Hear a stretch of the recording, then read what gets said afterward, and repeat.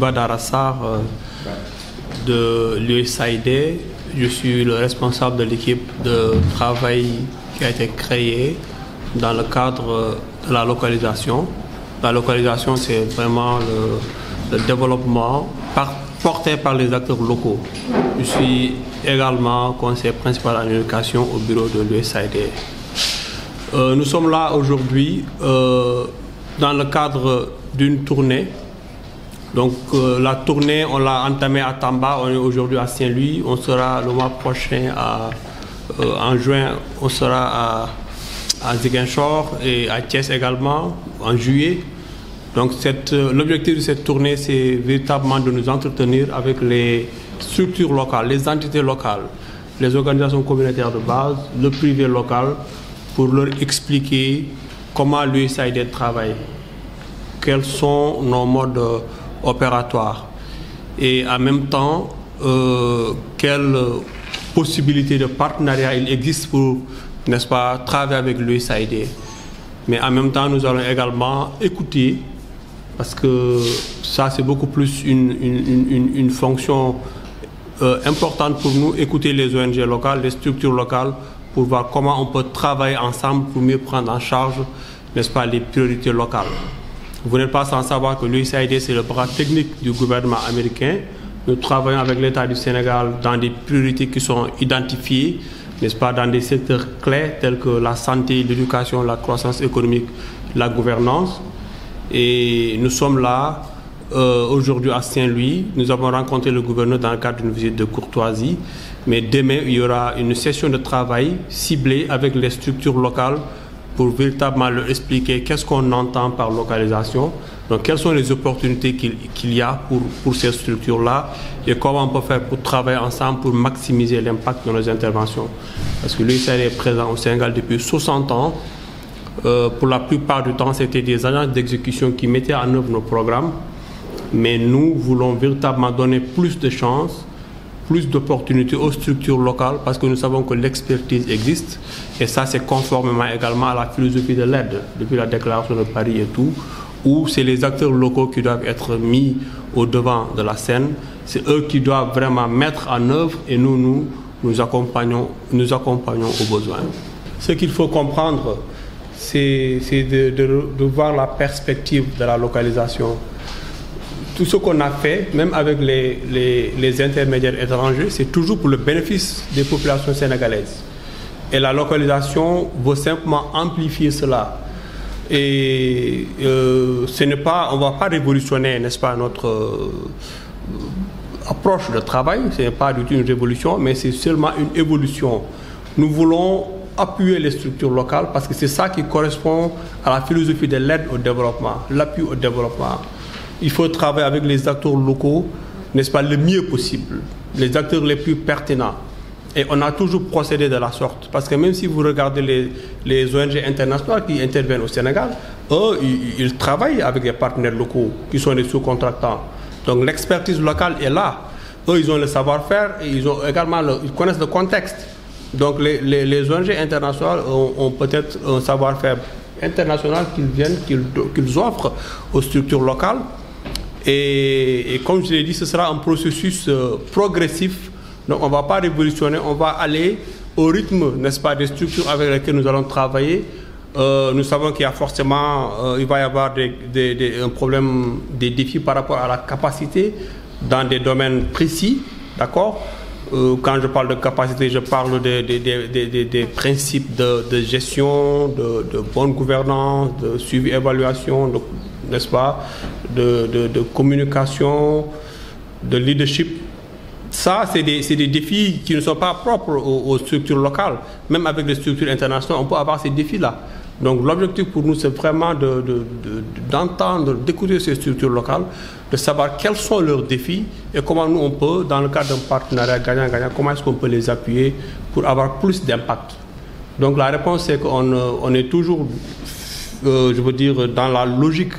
d'appuyer davantage les populations locales au Sénégal. Auparavant, il y avait plus de ressources qui passaient par les structures internationales.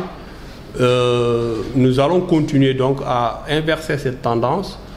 Mais comme je l'ai dit, ces structures internationales-là également travaillent toujours avec les partenaires locaux. C'est le niveau de responsabilité qui va changer, mais l'impact qu'on recherche est toujours le même. Délocalisation mooy du dara lu dul naka la ñuy def pour gën a mën a lëkkaloo ak organisation locale yi ak mbootaay yi nga xamante ne ñoom ñoo nekk ci goxaan yi naka la ñuy mën a def pour gën a mën a liggéey ak ñoom naka la ñuy mën a def pour que ñoom ñu gën a mën a am ay financement yu jógee ci USAID pour ñu mën a ñoŋal projet yi nga xamante ne yooyu la ñu am. Donc dañoo ñëwoon fi tey pour expliquer organisation locale yi nekk Saint-Louis maanaam suba dañu am réunion boobu donc dañu bëggoon expliquer ñun USAID ñun ñooy ñan et puis ñun naka la ñuy liggéeyee naka ngay def pour mën a liggéey ak USAID yan ñooy opportunités yan ñooy possibilités yi nga xamante ne mën nga ko am pour mën a liggéey ak USAID si domaine yi nga xamante ne ñun yooyu la ñu jàpp ak état du Sénégal te domaine yooyu éducation mi ngi ci santé mi ngi ci n'est-ce pas croissance économique mi ngi ci bonne gouvernance mi ngi ci donc dañoo ñëwoon si tournée bii nii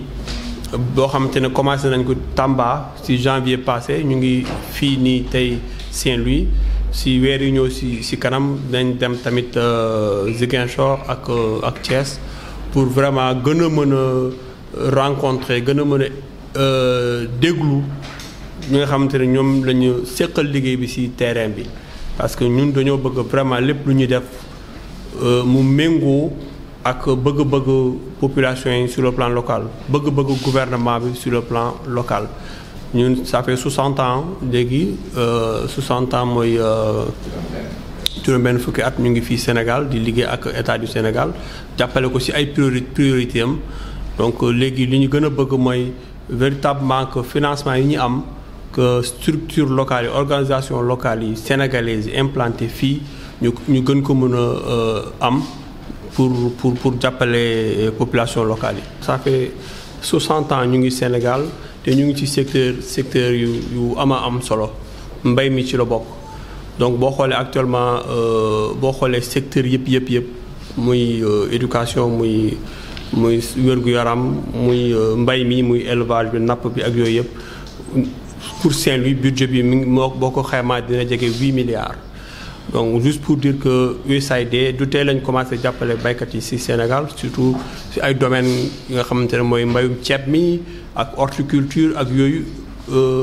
ñu ngi ci domaines yi yëpp ci en tout cas domaines yu bari ci wàllu agriculture et suñu mbébét suñu intention mooy jàppale Sénégal pour que ñu mën a wax li nga xamante mooy bay dundee lépp lu ñu produire lépp lu ñu soxla ñu mën ko am fii localement te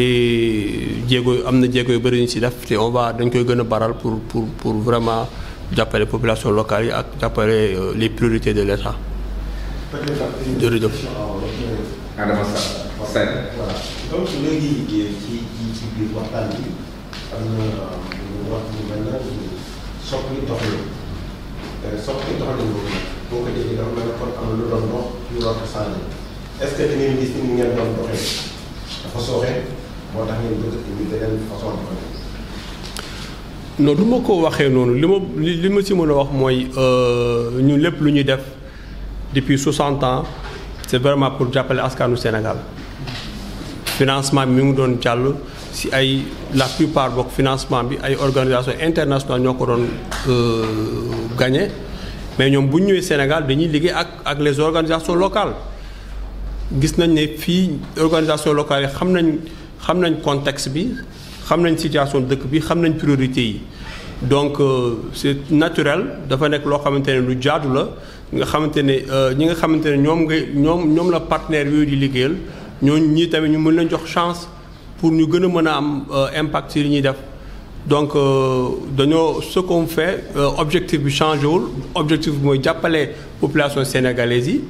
donc doxalin bi mooy vraiment def en sorte que organisation locale yi privé bi ci la bokk privé local bi naka la ñuy def ñoom pour ñu am capacité bu doy pour ñu gën a mën a liggéey ak ñun donc loolu mooy philosophie bi et loolu mi ngi répondre à la déclaration de Paris donc l'aide au développement pour nga def ko il faut nga mën a jiital acteurs locaux yi loolu lañu yàgg def mais dañ ko gën a bëgg a yokk donc parce que nit da ngay toujours da ngay évoluer da ngay parfaire donc loolu mooy idée bi.